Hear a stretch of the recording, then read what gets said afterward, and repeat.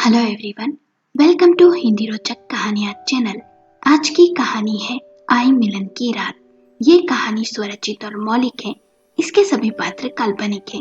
ये कहानी आपके मनोरंजन के लिए लिखी गई है। यदि आपको कहानी पसंद आए तो वीडियो को लाइक करें, शेयर करें और चैनल को सब्सक्राइब करें। दीप की आज रात की 9 बजे की ट्रेन थी। उसे ऋषिकेश से लखनऊ जाना था। बाहर जोरों से बारिश हो रही थी। तभी माँ का फोन आया। बोली, बैठ गया ट्रेन में, खाना खाया या नहीं? दीप ने कहा, हाँ माँ, बैठ गया और खाना भी खा लिया। अब आप सो जाओ, कल सुबह पहुंचकर फोन करूंगा। तभी चाय वाला आया। दीप ने एक कप चाय ले ली। चाय पीते पीते लक्षणा की याद आ गई।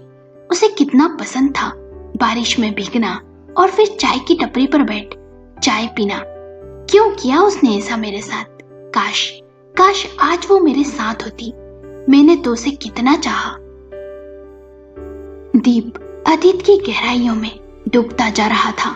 उसे याद आई लक्षणा से वो पहली मुलाकात। एक दिन दीप अपने सहकर्मियों के साथ पिज्जा हब गया। वे अक्सर वहां जाते थे क्योंकि पिज्जा हब ऑफिस से बहुत ही नजदीक था। वहां वे सब बैठ पिज्जा खा रहे थे।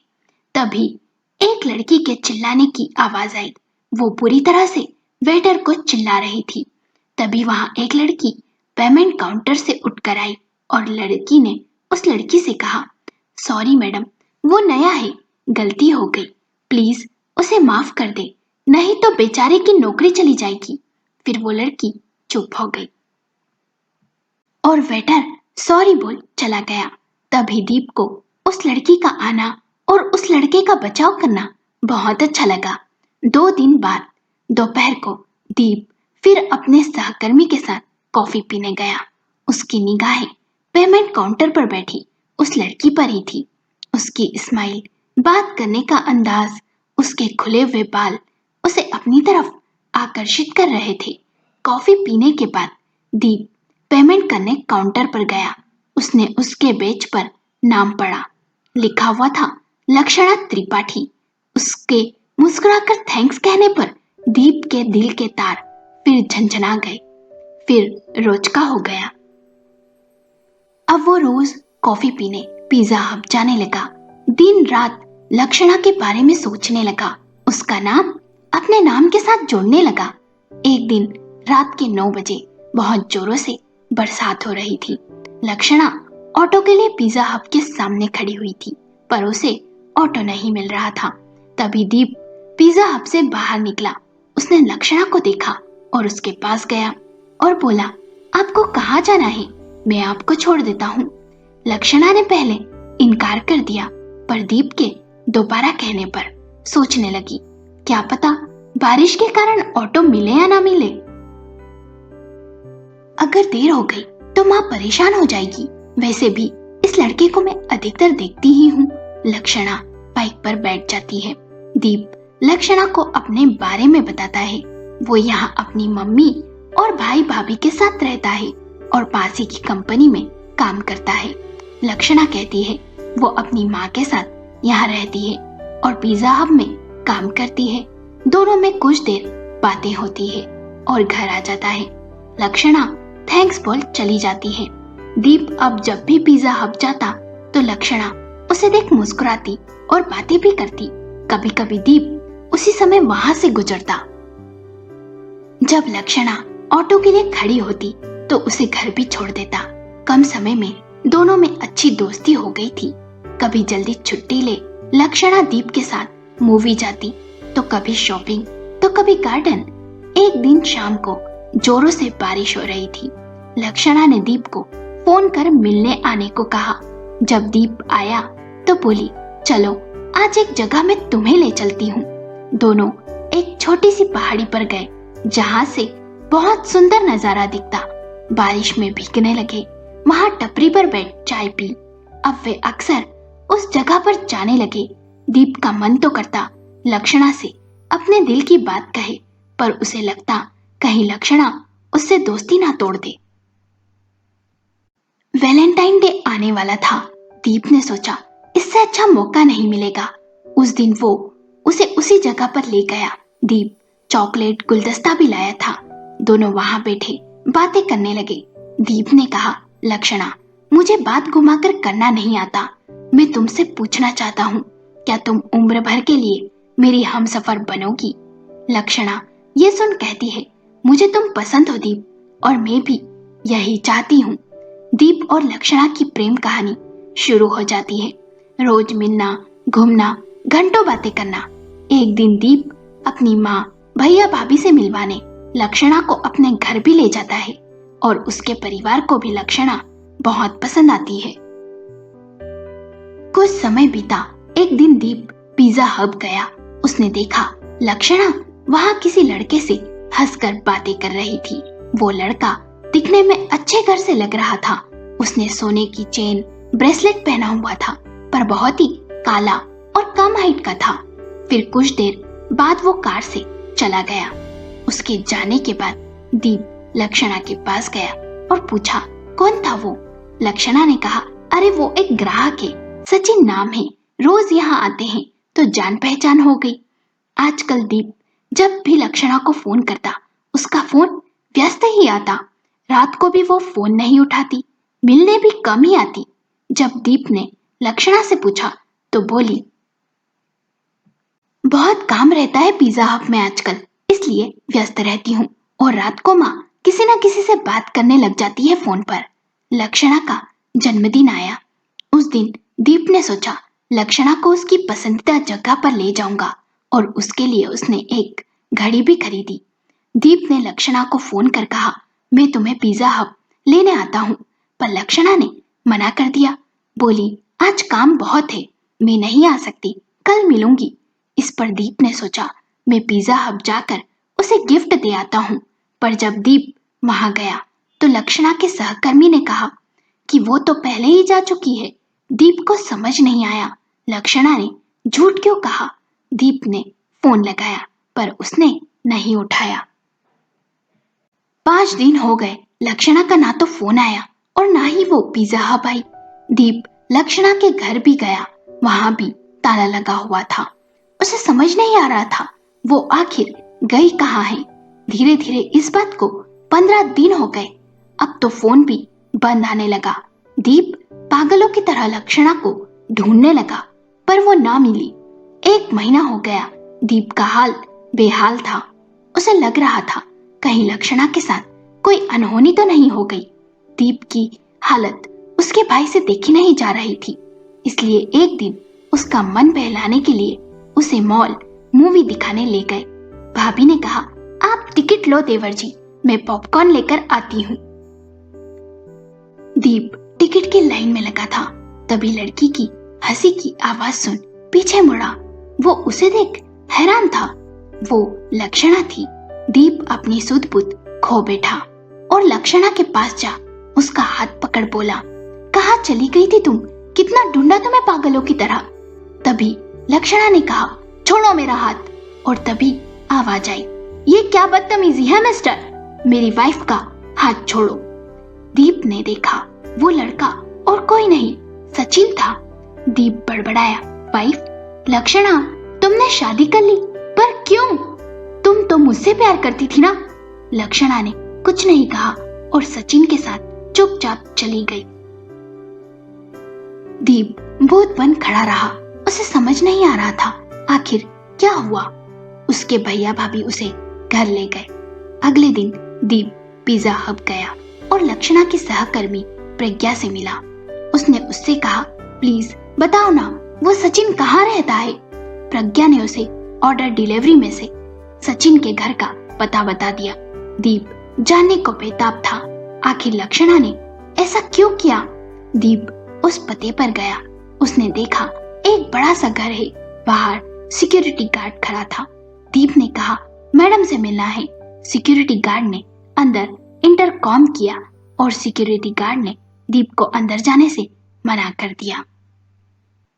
दीप पागलों की तरह पूरा दिन घर के बाहर खड़ा रहा। शाम को उसने लक्षणा को कार से जाते देखा। उसने उसका पीछा किया। लक्षणा की कार उस पहाड़ी पर वहीं जाकर रुकी जहां पे दोनों मिला करते थे। लक्षणा ने उतरकर दीप को देख कहा, मैं जानती थी तुम मेरे पीछे जरूर आओगे। मैंने तुम्हें खिड़की में से बाहर खड़ा हुआ देख लिया था। मैं जानती थी तुम बिना मिले मुझसे नहीं जाने वाले। दीप ने गुस्से में कहा, धोखेबाज, बता क्यों किया तूने ऐसा? मैंने तुझे दिलो जान से चाहा और तेरे इस तरह गायब हो जाने के बाद तुझे पागलों की तरह कहां कहां ढूंढा और तूने शादी कर ली उस सचिन से। लक्षणा ने धीरे से कहा, हाँ कर ली।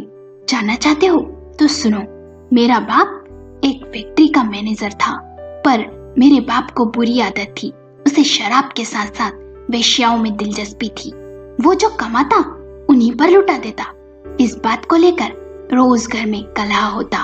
एक दिन शराब के नशे में पिताजी घर आए और माँ और पिताजी में बहस होने लगी। फिर पिताजी ने माँ पर हाथ उठाया और जुमा झटकी में माँ ने पिताजी के सर पर वार कर दिया।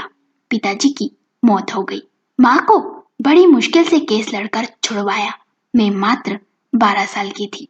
पैसा खत्म हो गया, घर बिक गया, माँ पर कलंक लग गया और हम वो शहर छोड़ यहाँ आ गए।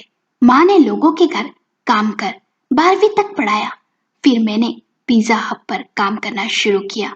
2 साल बाद तुम मिल गए। तुम्हारे आने से जीवन में नए रंग आए। पर मेरे जन्मदिन वाले दिन सचिन मुझे मिला। उसने मुझे प्रपोज किया और शादी का प्रस्ताव रखा। सचिन को देख मैं जानती थी वो पैसे वाला है और तुम एक मिडिल क्लास। मैं सोच में पड़ गई, पैसा चुनूं या प्यार? माँ की जिम्मेदारी भी थी मुझ पर और मैंने पैसे को चुना और सचिन से शादी कर ली, क्योंकि जीवन में प्यार नहीं पैसा महत्व रखता है। मुझे माफ कर दो। दीप सब सुन बोला, तुमने पैसों की खातिर मेरा प्यार ठुकरा दिया। तुम जा सकती हो यहाँ से, मुझे तुम्हारा चेहरा भी नहीं देखना। लक्षणा ने नजरें उठाकर दीप को देखा और आंसू पोंछते हुए कार में बैठ चली गई। दीप वहां बहुत देर अकेला बैठ रोता रहा। बारिश होने लगी थी। आज उसके दिल का दर्द देख आसमान भी रो रहा था। सुबह घर गया, अपने दिल को जैसे तैसे समझाया और आगे बढ़ने की कोशिश में लग गया, पर दिल से यादें बुलाना मुमकिन न था। जब तब दिल लक्षणा को याद कर तड़पने लगता। समय बीता। 1 साल हो गया इस बात को। अचानक से एक लड़की के रोने की आवाज आई। दीप अतीत से बाहर आया और देखा तो उसके सामने वाली बर्थ पर एक लड़की बैठी थी और रो रही थी। उसका रोना दीप से बर्दाश्त ना हुआ। वो पानी की बोतल ले उसके पास गया और बोला, पानी पी लो। पर उस लड़की ने बड़ी ही बेरुखी से इनकार कर दिया और फिर रोने लगी। दीप अपनी बर्थ पर आकर बैठ गया। फिर आवाज आई, क्या आपका मोबाइल मिलेगा? मेरा मोबाइल कहीं रख दिया, मिल नहीं रहा। दीप ने अपना मोबाइल उसे दिया। उस लड़की ने एक नंबर डायल किया, पर किसी ने फोन नहीं उठाया। तो उस लड़की ने नंबर डिलीट कर मोबाइल वापस दीप को दे दिया। फिर अपनी बर्थ पर जाकर बैठ रोने लगी। दीप फिर उस लड़की के पास गया और बोतल आगे बढ़ाई। इस बार उस लड़की ने बोतल ले ली और पानी पी लिया। दीप ने धीरे से कहा, मेरा नाम दीप है, आप कहाँ जा रही हैं? लड़की ने संक्षिप्त सा उत्तर दिया, लखनऊ। दीप ने कहा, अरे मैं भी वहीं जा रहा हूँ। दीप ने लड़की का मन बहलाने के लिए उससे बात करना चाहा। दीप ने पूछा, आपका कौन रहता है लखनऊ में? लड़की ने कहा, मेरा घर है, मैं ऋषिकेश में नौकरी करती हूँ। आप ऋषिकेश में कहाँ नौकरी करती हैं? लड़की ने कहा, जी वसंत कुंज। दीप ने कहा, अरे मेरे घर के पास ही में है। दोनों की बातचीत अब कुछ कुछ सामान्य हो रही थी। कुछ इधर उधर की फालतू बात करके दीप ने उससे कहा, वैसे लखनऊ में जहाँ मुझे जाना है उनका पता तो लाया हूँ, फिर भी आजकल तो गूगल लोकेशन है ही, और अगर फिर भी कोई समस्या आई तो आप मेरी मदद कर दीजिएगा। आखिर आप लखनऊ वासी हैं। दीप की बात सुन वो मुस्कुराने लगी। कंपार्टमेंट में मध्यम सी रोशनी उसके ऊपर पड़ रही थी, जिसमें वो अच्छी लग रही थी और उतनी ही मोहक थी उसकी मुस्कान। दीप की नजर उसके चेहरे पर टिक गई। कभी बातचीत तो कभी मौन, यही चल रहा था दोनों के बीच। दोनों घुल मिल गए थे। थोड़ी देर इधर उधर की बातचीत के बाद वे अजनबी दोस्त बन गए थे। उससे बात करने के बाद कितने वक्त के बाद हल्का हल्का सुकून सा महसूस कर रहा था दीप। धीरे धीरे बातों में आप से तुम पर आ गए थे। दीप ने कहा, वैसे अब हम दोस्त बन गए हैं तो अगर ऐतराज ना हो तो तुमसे एक बात पूछूं, तुम क्यों रो रही थी और तुम्हारा नाम क्या है? तुम मुझे बता सकती हो। पीड़ा बताने से सुकून मिलता है और खुद को हल्का सा महसूस होता है। प्रश्न सुनकर उसने नम आंखों से देखा दीप को और बिना कुछ कहे खिड़की से बाहर देखने लगी। शायद इतना व्यक्तिगत प्रश्न पूछने पर उसे बुरा लग गया। यही सोच दीप चुप हो गया। उनके बीच मौन पसर गया। मेरा नाम सुप्रिया है और नकुल नकुल नाम था उसका। और कुछ पल बाद उसने मौन तोड़ा। एक तेज हवा के झोंके की तरह आया वो मेरी जिंदगी में और सब कुछ उजाड़ कर चला गया। मैं और नकुल, हम दोनों एक ही कंपनी में जॉब करते थे। वो बहुत ही गंभीर स्वभाव का था पर आकर्षक भी था। ऑफिस में कई लड़कियों के दिलों में बस चुका था वो, पर उसे सिर्फ अपने काम से प्यार था। मुझसे भी फालतू की कोई बात नहीं करता, सिर्फ काम की ही बात करता। पर मैं उसकी तरफ आकर्षित होकर कब उससे बंध गई पता नहीं चला मुझे। पर मैंने कभी पहल नहीं की। वक्त यूं ही बीत रहा था। उस दिन हमारे ऑफिस में पार्टी थी। सब अपने में व्यस्त थे पर उस दिन उसकी निगाहें मुझ पर ही टिकी हुई थी। मैं थोड़ी असहज हो रही थी, पर सच पूछो तो मुझे भी बहुत अच्छा लग रहा था। पार्टी के बाद उसने मुझे घर छोड़ने के लिए कहा। मैंने हाँ कह दिया। बस फिर हमारी प्रेम कहानी शुरू हो गई। वो भी मन ही मन मुझसे प्यार करता था। उस दिन मुझे पता चला मैं और मेरे सपने पंख लगाकर आसमान में उड़ने लगे। एक दिन उसने मेरे सामने शादी का प्रस्ताव रखा और मुझे तो जैसे मुंह मांगी मुराद मिल गई थी। अगले दिन वो मुझे अपने घर वालों से मिलाने ले जाने वाला था। मैं उसका इंतजार कर रही थी पर वो नहीं आया। कुछ दिन वो ऑफिस भी नहीं आया। मैंने उससे बात करने की, उसके बारे में जानने की बहुत कोशिश की पर कुछ पता न चला। दिल आशंकाओं से भरने लगा। कितनी पीड़ा हो रही थी मुझे अनुमान लगाना भी मुमकिन नहीं था। हार कर मैंने सब कुछ समय पर छोड़ दिया। दिन उसके इंतजार में बीतने लगे। एक दिन अचानक मुझे पता चला कि उसने अपने करियर में आगे बढ़ने के लिए दूसरे शहर की एक बड़ी कंपनी के मालिक की लड़की से शादी कर ली और उन्हीं की कंपनी ज्वाइन करके घर जमाई बन गया। वहां खुशी से अपनी जिंदगी व्यतीत कर रहा है। यह सुनकर ऐसा लगा कि दिल की धड़कनें रुक गई। उसकी बेवफाई में बावरी हो गई थी मैं। बहुत प्यार करती थी मैं उससे। मेरे साथ प्यार करके शादी का प्रस्ताव मेरे सामने रखकर किसी और के साथ कैसे शादी कर सकता था? दौलत की खातिर उसने शादी कर ली, पर मुझे किस गुनाह की सजा दी थी? क्यों उसने झूठा प्रेम कर मेरी भावनाओं के साथ खिलवाड़ किया? क्यों? ये सभी प्रश्न आज भी उत्तर की प्रतीक्षा में हैं। मैंने तो पूरी निष्ठा के साथ उससे प्यार किया था। प्यार तकलीफ देता है ये तो पता था। कहते कहते फिर रोने लगी। कितने महीने बीत गए, नकुल को मेरे जीवन से गए, पर मैं तो आज भी उसी मोड़ पर खड़ी हूँ जहाँ वो मुझे छोड़कर चला गया था। तनाव में चली गई थी। जैसे तैसे अपने आप को संभाला, पर किसी के जाने से जीवन नहीं रुक जाता, जीना तो पड़ता ही है। मम्मी पापा ने मुझे लखनऊ बुलाया है, कुछ जरूरी काम है। कितना विचित्र संयोग था। दीप को ऐसा प्रतीत हो रहा था जैसे वो अपनी नहीं उसकी व्यथा सुना रही हो। बिल्कुल एक जैसी। लक्षणा ने भी तो उस पैसे वाले सचिन से शादी की। दीप सुप्रिया को देख रहा था। उसकी आंखों से आंसू बह रहे थे। आज वो ही नहीं, दीप भी अपने आप को बहुत हल्का महसूस कर रहा था। दीप सोचने लगा, सुप्रिया की आंखों से जैसे मेरे ही आंसू बह रहे हो।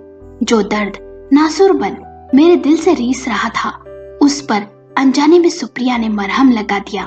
मेरा दर्द भी सुप्रिया के दर्द के साथ बह निकला। दीप की आंखें नम थी। दीप ने कहा, रो लो सुप्रिया, जी भर कर रो लो। आज अपना दर्द इन आंसुओं में हमेशा के लिए बह जाने दो। आज अपना दिल इन आंसुओं से साफ कर लो, जिससे फिर ये दोबारा आंखों के मेहमान न बने। हम दोनों की एक जैसी ही कहानी है। मेरा प्यार लक्षणा भी मेरे जीवन से ऐसे ही चली गई थी जैसे नकुल गया। कुछ क्षण रुक, दीप ने कहा।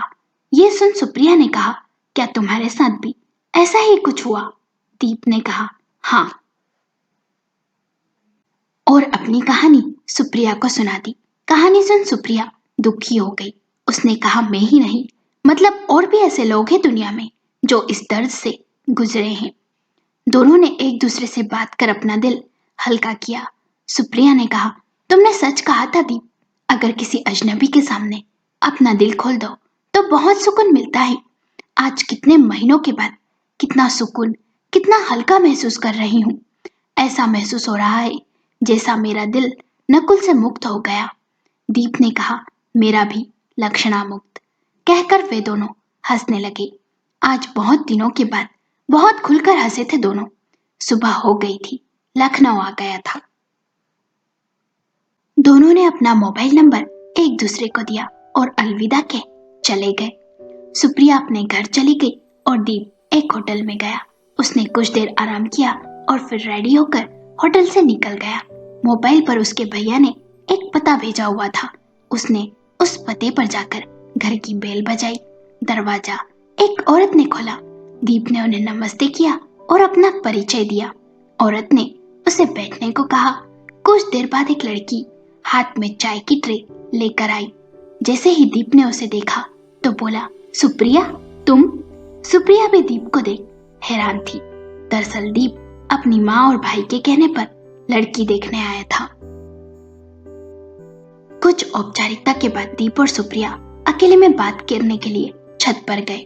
दीप ने कहा, कैसा अजीब इत्तेफाक है, हम दोनों को प्यार में धोखा मिला, फिर हम ट्रेन में मिले और अब मैं जिस लड़की को मिलने आया वो भी तुम ही निकली। हम दोनों एक ही कश्ती के मुसाफिर हैं। हम जिन्हें चाहते थे उन्होंने हमें धोखा दिया और वो मिलन अधूरा रह गया, पर वे तो अपनी जिंदगी में हमें भूल आगे बढ़ गए। तो हम क्यों उन धोखेबाजों के बारे में सोचकर अपना दिल दुखाए। मैं तुमसे शादी करने को तैयार हूँ। सुप्रिया कहती है, तुम सही कहते हो, हमें सब भूल आगे बढ़ना चाहिए। मैं भी तैयार हूँ।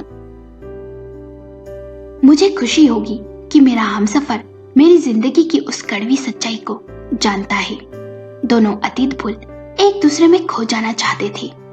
ट्रेन के उस सफर में मिले वो अजनबी लड़का लड़की जिंदगी भर के लिए हमसफर बन गए। दोनों की धूमधाम से शादी हो गई।